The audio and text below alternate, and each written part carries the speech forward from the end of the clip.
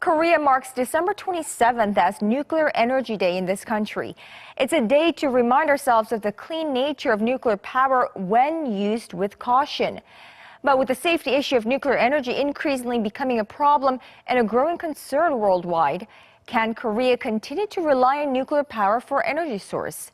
Nuclear power, safe or destructive? Our news feature tonight with Kwon Soa. The recent box office hit Pandora has opened the eyes of many to the possible consequences of a nuclear accident. The timing of the movie's debut a few weeks ago may have been a coincidence, but it came just a few months after South Korea was hit by the strongest earthquake ever recorded in the country, a magnitude 5.8 quake in the southern city of Gyeongju, followed by more than 550 aftershocks. South Korea has long been thought to be safe from destructive megaquakes, but many worry that's no longer true. And perhaps more worrying, can the country's nuclear facilities withstand powerful seismic events? Because the reactors are far away from Seoul, I'm not seriously concerned. But since the earthquake in Gyeongju, I've become quite anxious at the idea of building more. I think the situation is very serious, especially because people live very close to the reactors. I'm worried that if an earthquake struck, the residents would be badly affected. South Korea is home to 25 nuclear reactors, with 5 now under construction and 4 more to come.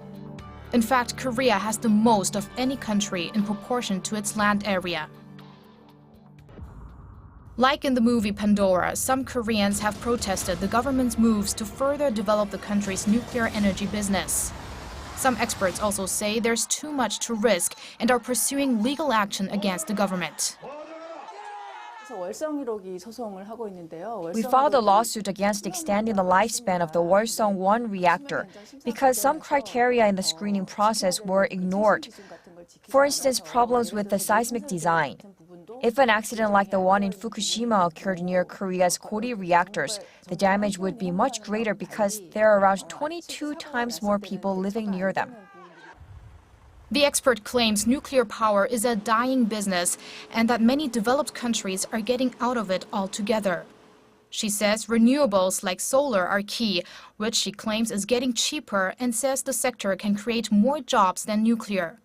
But others say the future of nuclear in Korea is actually bright. It's not appropriate to compare South Korea to countries like Germany and Italy, which are giving up nuclear energy. There are exceptions in terms of energy policy, and the UK has actually begun to build more nuclear plants. South Korea's major export items used to be semiconductors, ships and cars, but the latter two have been on a downward trend. I believe nuclear will be a future growth engine and will bring many jobs for young people. With experts divided, it's hard for the layman to get a clear picture. But safety does matter to the average person, so it's crucial for them to have the right information. People don't have much interest in nuclear issues. The government should take measures to get people interested. After watching Pandora, I felt like such an accident could actually happen in our country. I've gotten a little bit interested in the issue now, but I wish people could get more details from the experts.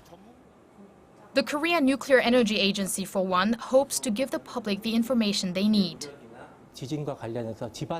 There is, for instance, the term ground acceleration, which has been used a lot since the recent quake. We often say 0.2 or 0.3 Gs. The G stands for gravity. A nuclear plant is safe at 0.3 G. For the average person, it's hard to understand what 0.3 Gs means. That's why we're trying to visualize this information through infographics, internet banners, and videos. South Korea lacks natural resources, and it has put a lot of effort into developing nuclear power. But with the unpredictability of natural disasters and the general public more concerned about safety, it could be a good time to review the issue with more involvement from ordinary people. Kwon Soa, Arirang News.